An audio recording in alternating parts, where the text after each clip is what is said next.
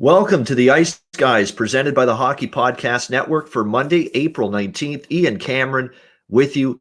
Jimmy Murphy will be along momentarily as well as we begin a new week as we get closer and closer and closer to the Stanley Cup playoffs. We're only 3 weeks left in the regular season, a little over 3 weeks left in the NHL regular season. So the playoffs are going to be here before you know it. We've got a Monday slate on tap with a lot of intriguing matchups, a couple of really big matchups as well taking place on the ice tonight. Let's get right into it. And we're going to start with a big one in the Central Division. Two of the teams competing right now for first place in this Central Division. We've got the Carolina Hurricanes taking on the Tampa Bay Lightning.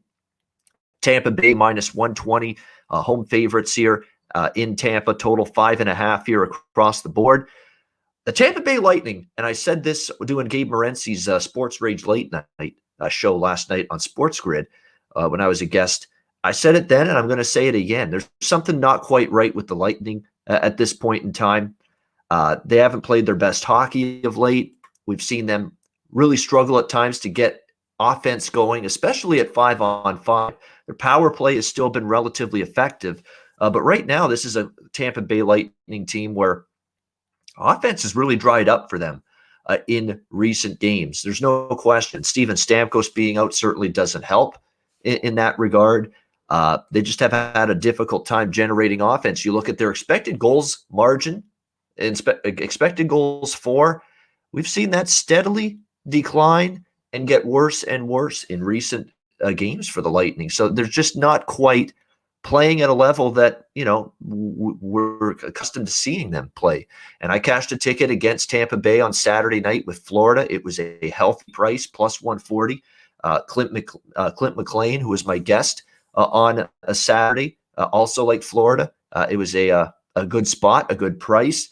Tampa Bay was completely dominated by the Florida Panthers in the first game, but had the game pretty much stolen, and the 2 points stolen by Vasilevsky on Thursday night. The Lightning were badly outshot 38-19 in that game. They actually were better Saturday night than they were Thursday night. It was hard to be worse than they were Thursday night. They did play better on Saturday night, but it's almost like the hockey gods were kind of rewarding Florida for the game maybe they should have won on Thursday and getting them the victory Saturday. But the Panthers getting that win Saturday night, and Vasilevsky, who was great Thursday, not so good in the game on Saturday in that 5-3 loss.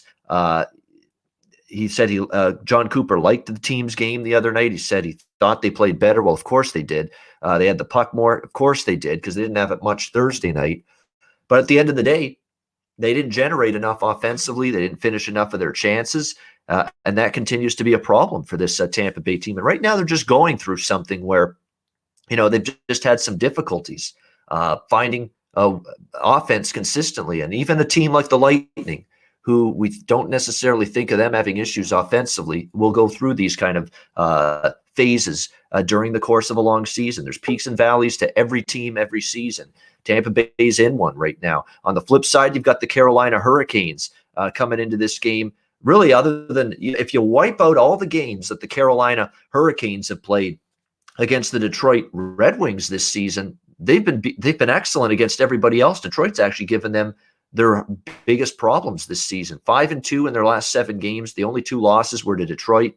I think right now the Hurricanes, I like the way they're playing. They dominated the games against Nashville territorially, shots on goal, expected goals margin, all of that heavily in favor of Carolina.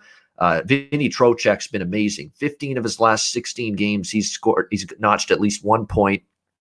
He has 8 goals and 13 assists during that span. He's been excellent. We know Niederreiter and Aho, excellent offensive players as well for this for this Carolina Hurricanes team.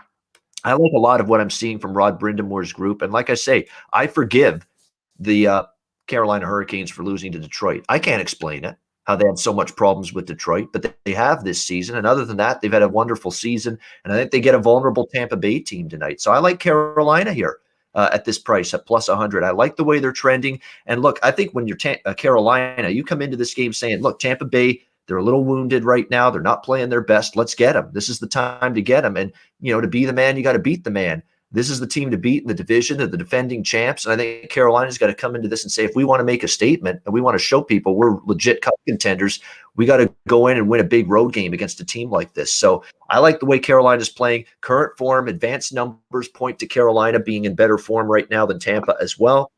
I'm rolling with the Hurricanes here at plus 100 in this game. As we welcome in Jimmy Murphy, fresh from a big weekend of Bruins hockey, good Bruins hockey, and I'll let him touch on that in just a second. But first, Jimmy, what's your thoughts here? Carolina, Tampa Bay, big matchup in the Central. Yeah, I'm right with you. I like Carolina a lot in this spot right now, Ian. And, Carolina is a team that has been treating me really well lately. And this is a team that I think we really nobody's talking about them, right? But they're having a great season.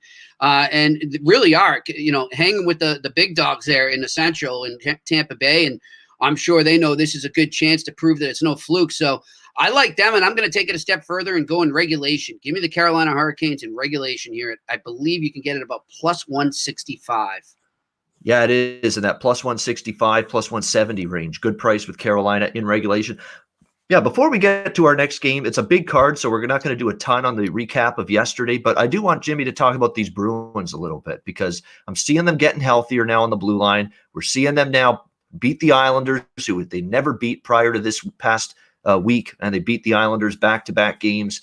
And then, of course, in the biggest revenge spot imaginable, after just getting embarrassed 8-1 by Washington last weekend. Boston certainly had something to prove Sunday afternoon in the rematch against the Capitals, and they get a nice 6-3 win. Look, remember about a week ago, we're really worried about Boston. We're really concerned about this team. And now a week later, which shows you the ebbs and flows of a long NHL season, we're all of a sudden, wow, the top line's getting it going again. Tuukka Rask's been solid since he's returned from injury. And David Krejci, who has really endured a tough season, has all of a sudden, really since the trade, I think Taylor Hall, to be honest, has got David Krejci in some odd way playing better. And he's found his offense again. What a goal he scored the other day or yesterday against Washington. He's got it going. Look, and the Bruins are getting healthier on the blue line. Tuukka's back. There's things to like about this Bruins team right now, isn't there? It really is. And I think, what this trade or the trades they made did. And, I think the other players that came, obviously Curtis Lazar in that Taylor Hall trade, and then the separate trade there with the Ottawa Senators bringing in Mike Riley.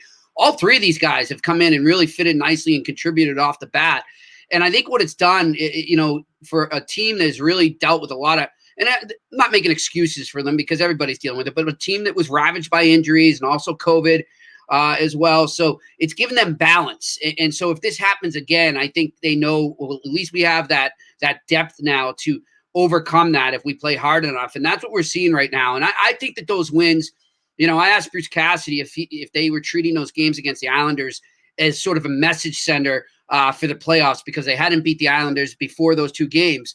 And he kind of shrugged it off, but come on, Bruce. We all know you were. I mean, that was definitely a boost for them to beat a team back-to-back nights, sweep them, and pretty much really, if you dominate them, was pretty impressive. And I think gave them the confidence to know they can hang with anyone again in this division. And then we saw, like you said, just a big revenge spot. I hope everybody jumped on them for that game because I thought that was a great spot for the Bruins. Caps coming in off a game the day before. The Bruins had a day of rest for once. So it was a good spot for the Bruins, and they made a statement in that game as well. So this is a team to be reckoned with going forward, and they're on a roll right now. That being said, I think the three games coming up in Buffalo are maybe the biggest tests of their season because, yes, you are rolling. Yes, you are getting healthier. Yes, you added in Taylor Hall and those other guys. But at the same time, you've had trouble playing against lesser teams like New Jersey and Buffalo, as have other teams in the division. And these are the toughest teams to play against. They're always, like I called it last week, it's a minefield, and especially the Buffalo Sabres. What are they, 5-2-2 in their last 9 right now? They've been playing much better under Don Granato. The Bruins seem to be aware of that, but be careful because you're not going to get much value with the Bruins this week against the Sabres. You may want to get creative with any Bruins bets you do. Yeah, and all of a sudden, the last several games, we've seen evidence of it. It's not a free 2 points walking down Chippewa Street anymore and going to Buffalo to face this Sabres team. The efforts, and look, these are all young kids fighting for roster spots. There's no taking games off. There's no, oh, we're mailing it in because we're not a playoff team. No, not for these kids. They're trying to show the coaching staff that, hey, we want to be on an NHL roster next season. We're good enough players to do that. And they're all stepping up. Cousins and Middlestat's been unbelievable lately for the Buffalo Sabres. And all of a sudden, this young kid, Arttu Ruotsalainen, who stepped into the lineup and made a difference. Anders Bjork, who I think is trying to show people that, hey, in that Taylor Hall trade, don't you forget about me. He's trying to be the simple minds of that trade for that Buffalo Boston trade. Don't you forget about me. And he scored in multiple games since arriving with the Sabres. So give him credit. So yeah, there's definitely things to like about Buffalo. And like I said many times, there's going to be good spots to take Buffalo. And I was leaning to Buffalo yesterday. I took them Saturday. I took them on the day late dollar short. I took them on Saturday against Pittsburgh. I should have waited, took them in the revenge spot Sunday instead. But I didn't. So that's unfortunate with that. Yeah. But still, my theory. Kudos to Dustin Tokarski too. What a great story Tokarski is. I know him. I'm actually pretty good friends with his agent Jerry Buckley, and that kid's been through so much up and down. And he's a journeyman. We know that. But his father just passed away, and all of a sudden, he's playing great for the Buffalo Sabres and seizing the opportunity. So maybe it solidifies at least a backup job for him somewhere next year. Yeah, no doubt. He's played well. He was really good yesterday again against Pittsburgh. Was good on the game against Washington that they won as well. So Dustin Tokarski is indeed playing good hockey right now for the Buffalo Sabres. And Brian Watson in the chat, Ian, thanks for the Leafs first period winner. All I can say about that is thank goodness I took them first period puck line, not that full game puck line as the best bet on yesterday's show. Because that one got there. And of course, we all saw how that ended. The Canucks come back and win. Oh. Braden Holtby looking like Patrick Waugh. I couldn't believe that performance from Braden Holtby. He was ridiculous in that game. And I was so tempted. I had a really good week and a really good weekend betting, and I was tempted to just, screw it. I'm throwing 100 on the Canucks. I just got this feeling. Everyone's looking at them right now, saying they're going to get rolled over. They haven't played in almost a month. Blah blah blah. And I just said, sometimes you can't underestimate the human spirit. And you can't tell me that was such a release to be on that ice and playing NHL hockey again for that team after what they've been through. Because by all accounts, man, these guys, COVID beat the shit out of them. And, there's no doubt. And, of course, people don't think young people can get affected by COVID. Well, go check out the Vancouver Canucks and get back to me on that. But, it was just so inspiring to see them come back like that. And they're not going anywhere this season, but it's nice to see sometimes those moments in hockey or in pro sports where teams just rally together around a common cause and pull it out. So, great job by the Vancouver Canucks yesterday. It was I wouldn't say they played great, but they played in terms of gutting it out. They played well. They gutted it out. They hung in there. Their goalie stole them a game because it was 21-5 and high danger chances for the Leafs. Yeah, it was. What was it? The expected goals margin for that game was 4.69 for Toronto to like 1.82 for Vancouver. Like it should have been like almost 5 to 2 or 4.6. Yeah. I mean, Holtby stole the show. That's what the score should have been. Yep. Yeah. Yeah. It was definitely. He looked like Braden Holtby against the Bruins all the last 5 years. He used to own the Bruins.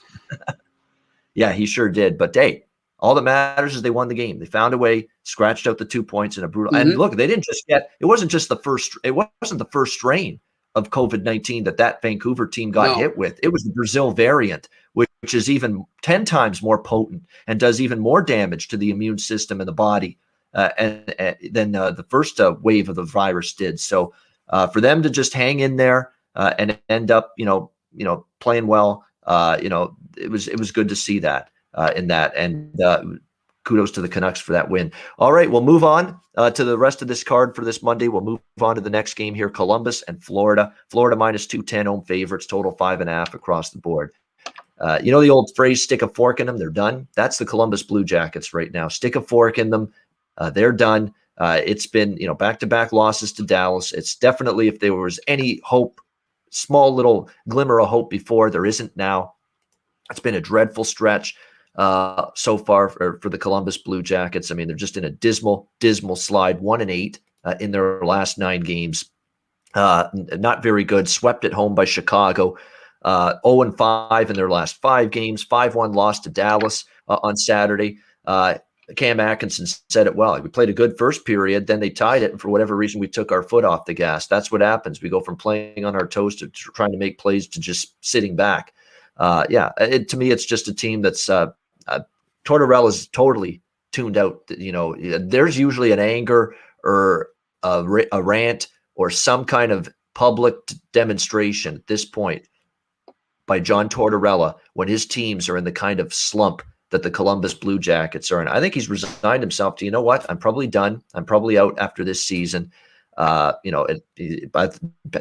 Laine is clearly not his player, and Laine is definitely not taken to him either. And look, it's filtered into the rest of the team. I think the dressing room, there's some kind of element that's not right there with Columbus right now. And definitely they're playing like it. Very not a whole lot of pushback right now from this Blue Jackets team. Florida, on the other hand, great win for them. They really should have gone 2-0 against Tampa in those two games. Vasilevsky stole the first game, and then they won the second game. Brandon Montour, what a great game he played the other night. What a great addition. I mean, perfect addition, good blue liner, has some offensive upside, fills the void left by the Aaron Ekblad injury. Great stuff by the Florida Panthers getting him at the trade deadline. You look at this Panthers team, they've got some key injuries. It's not just Ekblad. Nola Chari's out. Carter Verhaeghe's day-to-day. Mackenzie Weegar, another key blue liner who's had a nice season, is out. So that does worry me a little bit. The injuries are mounting for this Florida team, but they still might have enough to take care of this Columbus team that just isn't showing you much right now. I've got Florida in a parlay here. I've got a 2-team and a 4-team parlay in the NHL. Smaller bets, but Florida is in both of those parlays. They're in the 2-teamer and they're in the 4-teamer that I've got going tonight in the NHL. Look, you got to start going the parlay route with some of these, bigger favorites when you think they're going to win the game. You just can't be laying even the regulation line. I'm leery because we see so many 1-goal games these days in the NHL. So Florida as a parlay piece, that's what I'm on here in this game. Jimmy, what's your thoughts here? Jackets, Panthers. Yeah, it's one of these games where obviously the Panthers should just roll over the Blue Jackets in this, but we know that anything can happen, as we were just discussing. Anything can happen on any given night, but I just get the feeling, you're right, the Columbus is done right now. So, excuse me, give me Jimmy Puckline on this. I say the Panthers roll. All right, like in the Florida Panthers here, puck line -1.5 on plus 120 or so with the Panthers here on the puck line. Detroit and Dallas, we've got Dallas -240 here in this game. Total 5.5 in this one. The Detroit Red Wings, another one of those teams, kind of like Buffalo. They've got guys in their lineup right now that are trying to show a little bit for the future. Philip Zadina, Ronick, Adam Ernie. And look, they got a legit goal scorer in Jacob Vrana in that deal for Anthony Mantha. I thought Yzerman had a great return for Anthony Mantha in that deal. One of those guys being Jacob Vrana. He's added a little more offense for this Red Wings team. Split with Chicago over the weekend and competing hard, this Detroit team. Not a pushover. This one's a tricky one because there's no way in hell I'm laying -240 with Dallas, but I would probably look to. I've got them in the 4-team parlay that I have right now. I've got one small 2-team parlay and a bigger 2-team parlay in terms of bet size and a smaller amount on a 4-team parlay. Dallas is only in the 4-teamer. I think they win. I really like what I'm seeing in the quotes I'm reading. They're actually playing better hockey of late, this Dallas team, and I think they'll win this game. But to me, it's just a situation where I'd rather put them in a parlay than play at regulation or puck line, and certainly wouldn't touch them on the money line by themselves. But look, they're Klingberg, Ben, head coach Rick Bowness. They're saying all the right things that, hey, we feel good. We think our game is about in as good a place as it's been all season at both ends of the ice. Hudobin and Ottinger are doing okay. The defense is doing all right. And playing better, and now they're starting to chip in some offense. The goals are starting to fly in for Dallas. Jason Robertson, this guy's been a huge spark right now for the Dallas Stars in recent games. So, and they're only 3 points out. They're only 3 points back of the Nashville Predators for that final spot. This is a team that feels like, hey, we went to the Stanley Cup final last year. Anything less than at least making the playoffs this year would be disappointing. They're playing their best hockey this season. I do think they win this game, even though Detroit's put up some resistance lately. But I'm just going to go the parlay route with the Dallas Stars here in this one. Jimmy, any interest here? Stars hosting the Red Wings. Yeah, I'm doing another puck line on this one, even though the value isn't the best, but I do think Dallas wins, and I don't want to waste that opportunity. I'll get what little value I can have on them. They're starting to play a little better. I know they tease us so much all year, but, give credit where it's due. They're playing some good hockey right now. All right, like in Dallas here, puck line in this one against the Detroit Red Wings. Next up, we've got the Chicago Blackhawks, Nashville Predators. This is essentially a playoff game in mid-April before the season ends. That's what we've got right now with these two teams squaring off tonight. Nashville minus 135, home favorites, total 5.5, shaded to the under in this game. The Nashville Predators, back-to-back losses to Carolina. UC Saros confirmed in net already. Keep an eye on UC Saros. He's faced a lot of shots for the Nashville Predators in recent games. It is a situation where you worry that he's played so many games lately because they've got no confidence in Pekka Rinne anymore, and he's been red hot. But at some point, does he maybe start to wear down a little bit? There's something to keep an eye on for Saros moving forward, but he's been absolutely terrific.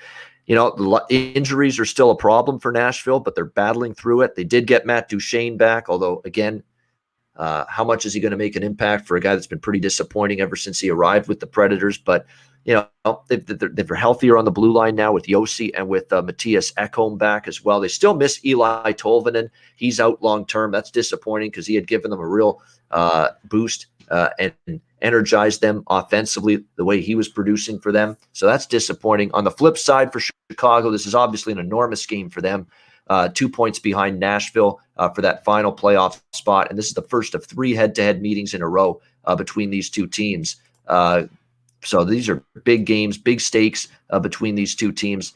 I lean a little to the Blackhawks here. I don't know if I'm going to bet them because they've just had no success whatsoever against Nashville. In fact, Nashville swept them back-to-back games in Chicago just recently, and they've just had no track record of success so far this season against the Nashville Predators. But I just think Nashville is starting to, come back down to earth just a little bit from this red hot run. UC Saros is maybe starting to regress a little bit because of all the games, all the shots wearing down slightly in net the more he plays. So I lean Chicago, but they've just shown me no evidence they can beat this team. So it's not going to be a bet. It's just a lean for me toward the Chicago side. It's tough to not at least lean to them, getting a plus price, knowing they're 2 points back, and this is important. They got to get these games or as many of them as they can, especially head-to-head with Nashville, if they're indeed going to be a playoff team. Jimmy, what's your thoughts here, Hawks and Predators? Yeah, I'm the same. If I was going to take a side, I would lean to the Blackhawks on this. However, I'm not going to go there, but I will go on the total, and I like the total to go under in this game. I think it's going to have a tight, hard-checking playoff feel to it. I think there's going to be hardly any room out there to deal, to work with. It's going to be one of those games where each team's going to have to grind it out if they want the 2 points. I'd almost look at a draw too. I would definitely consider a draw on this one as two.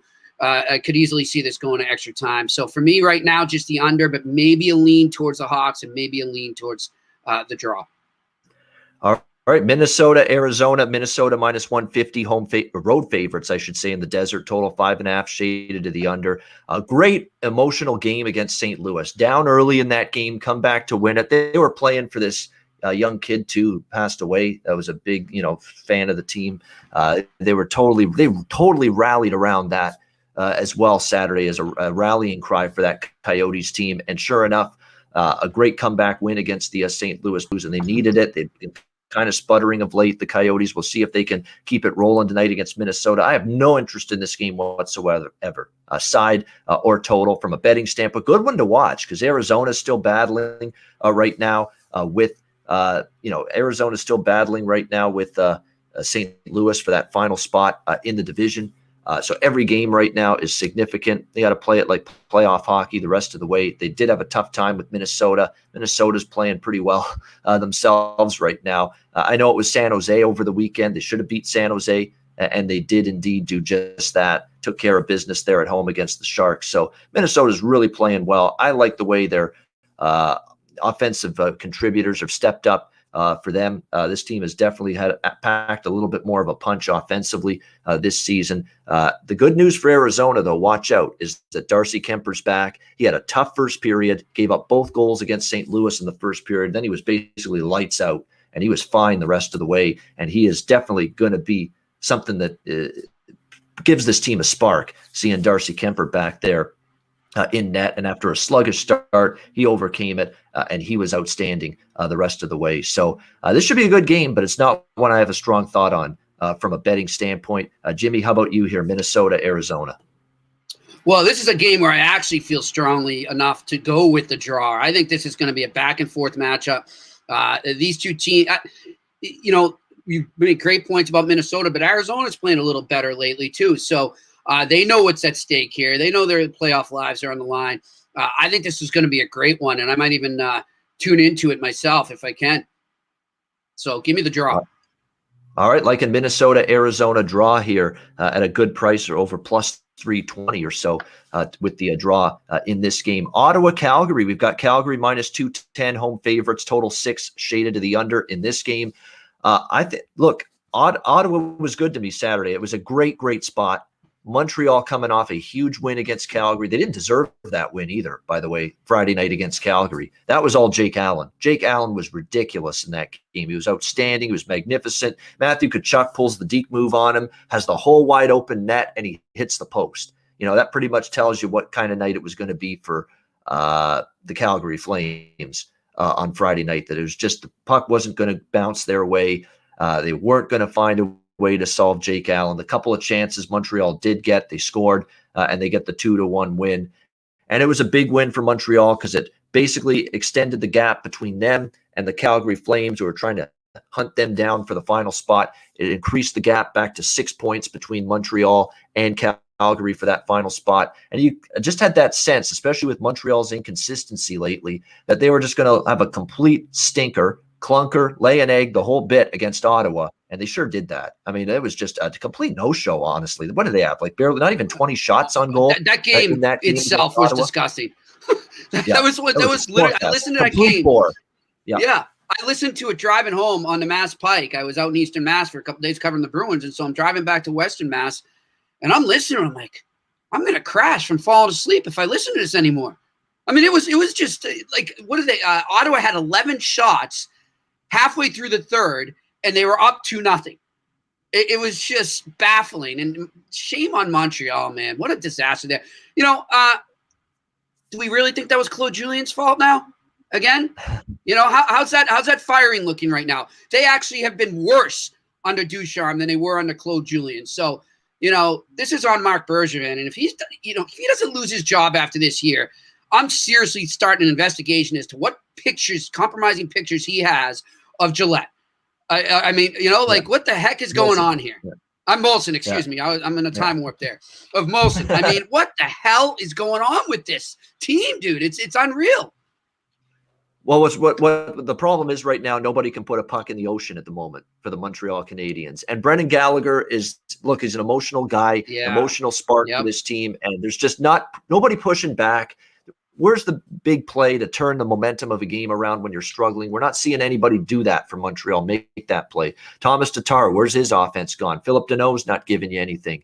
Jonathan Drouin, forget it. No goals in 25 games is a disgrace for a guy with the skill and ability he has. Shea Weber's turning the puck over now in his own zone and leading to goals for the opposition. Jeff Petry's offense from the blue line has declined a little bit. There's a reason why Cole Caulfield is knocking on the door of making his NHL debut for the Montreal Canadiens, because they need it desperately. Some kind of spark, someone to light up this team offensively.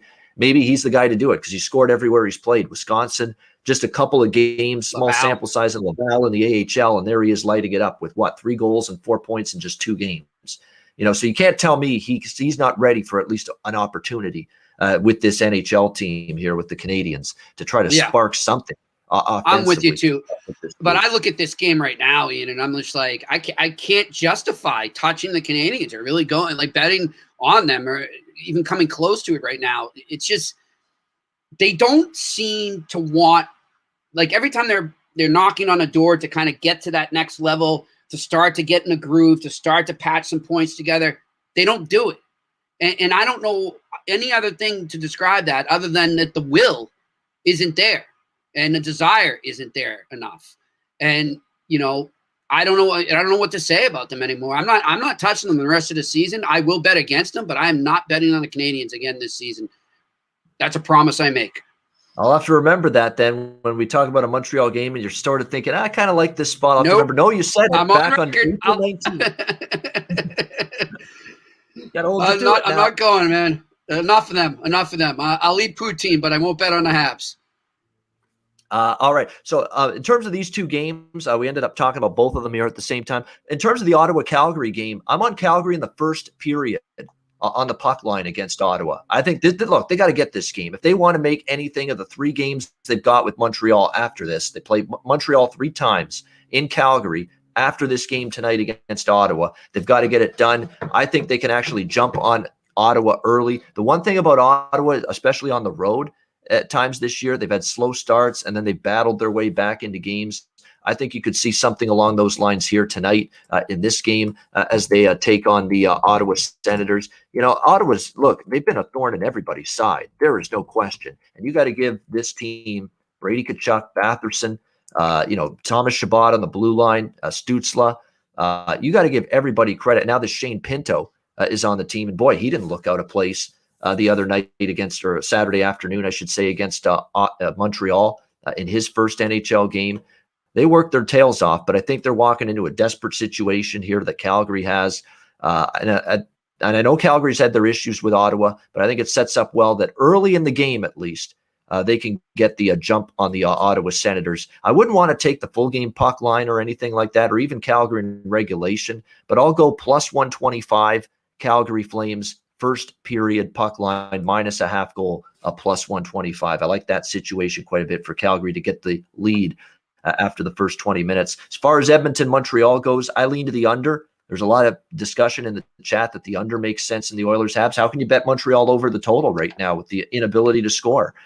You just can't right now. Mike Smith's playing great. Edmonton's totally okay with winning low-scoring games. They have shown you that. They're comfortable now playing lower-scoring hockey games and trying to win those kind of games. So I lean to the under, and I'm going to take Edmonton here at minus 125. I've just got to dare Montreal to show me something better than they've shown me the last few games. They should be 0-3. They should be 0-3 in their last 3 games. The one game they won against Calgary, the second time they played the Flames last week, they didn't deserve it. They got outplayed, outchanced badly, and Jake Allen stood on his head and stole the game for Montreal. They were badly outplayed. Edmonton's the better team. And look, Edmonton coughed it up against Montreal the last time they played them. Edmonton lost in overtime after a 2-0 lead. I think that's going to resonate with McDavid, Draisaitl, and this Oilers team that they pissed it away a little bit last time they played Montreal. I think they get redemption. And Montreal, by the way, 3-9 in their last 12 road games. So they have really struggled away from home in recent games. So I like Edmonton, minus 125. And in Ottawa, Calgary, I like the first period puck line with the Calgary Flames. Jimmy, your thoughts on these 2 games? Sens Flames, Oilers Habs. What bets you like? Well, with Sens Flames, I mean, yeah, I would lean towards the Flames on the side here, but I'm going to stay away from that. I am going to touch the total and go under. I got a feeling, that Calgary's got to buckle down. They've been doing it better under Sutter. They're starting to play that Sutter style of hockey, which is a grinding style, and it based itself on good goaltending and good defense. So I like the under here. In Ottawa, credit to them. They are. And in 2 years, man, we're going to be looking at them and saying there's no value in betting them because they're going to be heavy favorites. That's how good this team will be, I think, in 2 years. But they're not quite there yet, but they'll hang. It'll be a close game, and I like it to go under. And then with the Habs and the Oilers, give me Jimmy Puckline on the Oilers all day here. All right, like an Oilers puck line here, minus 1.5 plus. Let me see the price. A very good price with that. Minus 1.5 plus 190 on the Edmonton Oilers on the puck line for Jimmy as to take care of the business against the Habs. And by the way, Calgary is one of the pieces of the parlays for me. Both parlays. I have a 2-team and a 4-team parlay tonight. Calgary's in both of them. Calgary's in the 2-team parlay with Florida. So I have a Florida and Calgary 2-team parlay at a plus price. And I've got Florida, Dallas, Calgary, and a team we're about to talk about in a 4-team parlay tonight as well. And I think we're going to talk about that team right now because it's the final game. San Jose Sharks, Vegas Golden Knights. Vegas minus 230, home favorites, total 6. Look, they're in a zone. They're locked in. They're feeling it. They're playing their best hockey of the year right now, the Golden Knights. And they're taking no prisoners. There's been no letdowns. They've beaten up LA. They've beaten up Anaheim in back-to-back games. And now they're going to beat up San Jose because everybody's beating up San Jose. Look, this has been a bad stretch for San Jose. They're falling right back out of any playoff hopes they thought they had. They've lost 5 in a row. They lost to Anaheim twice. They lost to Minnesota twice. Martin Jones is back to not being able to stop a beach ball, and you knew that was going to be coming at some point. Vegas has got it rolling.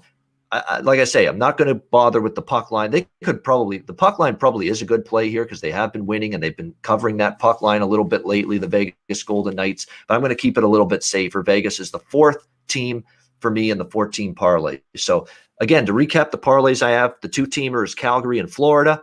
The 4-teamer is Calgary, Dallas. Calgary, Dallas.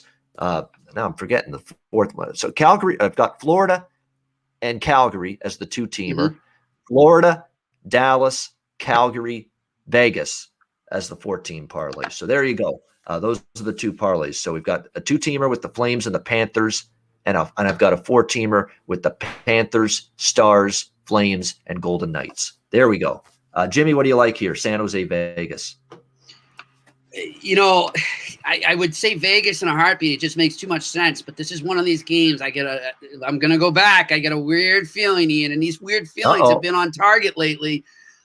So I'm going to stay away from this game.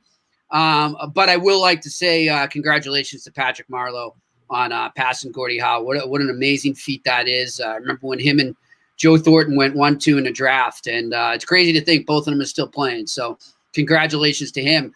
I hope that it's not a forgettable outcome for him. I hope they at least stay in the game for him on this momentous night for him, but I'm going to stay away from this one.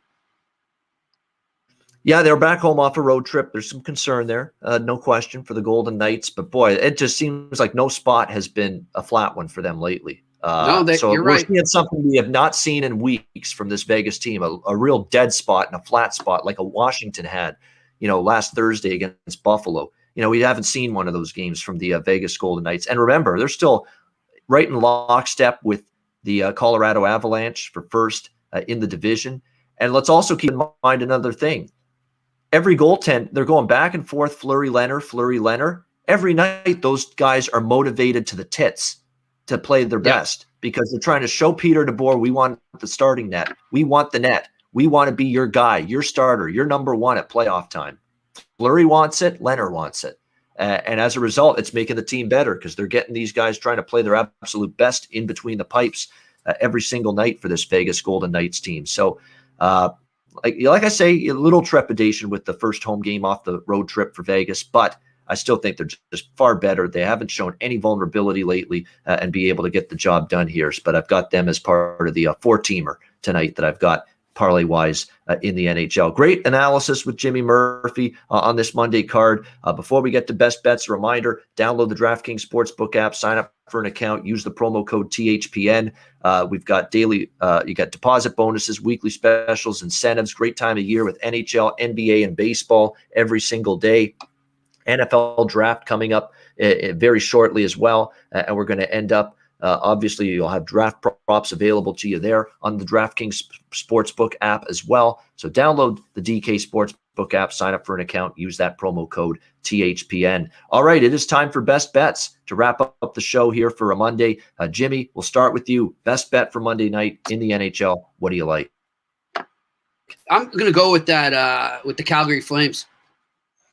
The Edmonton Oilers. Sorry, my bad. I'm going to go with the Edmonton Oilers puck line. All right, Edmonton Oilers puck line -1.5. Mixing up my Alberta teams there. I apologize. All right, no problem. Edmonton Oilers puck line -1.5 plus 190 for Jimmy Murphy with his best bet. My best bet, it's going to be I'm going to go Carolina Hurricanes plus 108. I was going to go there too. Best price out there at Bet Online. I like the way they're playing. Something's not quite right with Tampa Bay. I think that I don't want to say the division doesn't matter to Tampa. I think as a statement, it means a little bit more to Carolina that if we can win this division and show Tampa Bay that, hey, we're right there with them as a contender. Yeah. It matters. And you look at all the stats. It's not just recent results, win-loss, but stats in terms of expected goals margin, high danger chances, all of those key stats that I focus on. They're pointing toward Carolina being the team in better form right now over the last 10 games or so than the Tampa Bay Lightning. So, and I think this is the time where Tampa Bay is a little bit vulnerable. So Carolina for me at around plus 105 is the average price right now with the Hurricanes. We'll go with Carolina as a small road underdog, plus 105 against Tampa Bay for my best bet on this Monday. I think keep in mind, too, another thing that matters, and of course, on the flip side, it's going to matter to Tampa, too. But another thing that matters is nobody wants to be in that 2-3 slot in the Central. That's going to be a murderous series, no matter how you look at it, because you're thinking either, Carolina, Tampa, Carolina, Florida, Tampa, Florida. Two of those three teams are in that series to begin the playoffs. And then you look at that 1-4 setup there is a lot more friendly than that other one, so to speak. So I think that's going to play a huge factor with these teams as we go down the stretch here, because they're going to start thinking about how they want to be matched up in that first round. And I don't think any of them want to get each other in that first round. Yeah, there's a good point. You stay out of that tough matchup that you don't want to be involved in. If you can get that first place spot, you'd rather take your chance with a Chicago, a Dallas, or a Nashville in the first round than rather having to mess around with the triumvirate of a Tampa, Carolina, Florida, in that first round series. So there's definitely some truth to that. You're gonna if you get that too. Number one spot. Yeah, I would look at the East though. Maybe just from a betting standpoint to keep this in mind too, guys, is that I don't know if you'll see that as much, because I think no matter what matchup you're getting in the East, it's going to be a very tough first round. I mean, those 1-4 matchups, what would it be? The Capitals and the Bruins right now? The Bruins aren't no easy out for the Capitals. They just showed that yesterday, and vice versa. And then, if the Rangers got in as that 4 slot, whoever's the first is got to be nervous about a team that's rushing up the standings and just sneaks in. Those are the most dangerous teams to play in the first round. So kind of a different scenario there. But those are things to look at as we go down the stretch here. Kind of look at those playoff matchups, how they're setting up, and how they're alternating each and every game. That's going to affect how teams play. I'm so disappointed for the Rangers. They're playing so good right now, and yet I think they're going to run out of racetrack. They're going to run out of time. Yeah, with the Bruins getting hot, they're not going to catch the Bruins. Though, what if the Bruins catch the Penguins? Yeah. And I don't know. Like, if the Penguins go into a tailspin, the Penguins are a real crapshoot in that division going forward, I really think. They're kind of that team that could really just pull ahead of everyone or go back a few steps. So we'll see what happens. Penguins, the Leafs, there's been a few teams where they've just been a little disjointed, not quite as sharp since the trade deadline. Yeah. So teams to definitely keep an eye on moving forward to see if they can get that cohesion back. And Pittsburgh's lost some of that, I think, the last few games. We'll see if they can, because remember they lost to Philly at home earlier last week as well in a shootout. So, and lost to Buffalo. So keep an eye on them too. And definitely these teams that just haven't put it together yet since the deadline, see when they'll be able to maybe turn things around and get out of it. But Pittsburgh and the Bruins too next weekend. So that will be interesting to see where they both are in the standings at that point. And Jimmy will be on top of it. That's why we give him the weekends off. Because he works pretty hard covering that Bruins team. I've always seen him asking his questions after the game with Coach Cassidy there. So always good to see Jimmy getting his spotlight moment there. Yeah, exactly. All right, great stuff. We're going to wrap up the show for this Monday. Thanks to everyone for tuning in. A reminder that you can watch the Ice Guys show live 7 days a week on YouTube, Monday to Friday, 2 p.m. Eastern, Saturday, Sunday, noon Eastern. And if you can't watch the show live, download the Ice Guys podcast in audio form on all major podcast platforms: Google Podcasts, Apple Podcasts, Spotify, Stitcher, iHeart. We're on all those platforms with the podcast. So make sure you download and listen to it the days you can't tune in and watch live on YouTube. For Jimmy Murphy, I'm Ian Cameron. Have a great Monday. Enjoy the games and good luck. And we'll talk to you again tomorrow on Tuesday for another edition of the Ice Guys presented by the Hockey Podcast Network.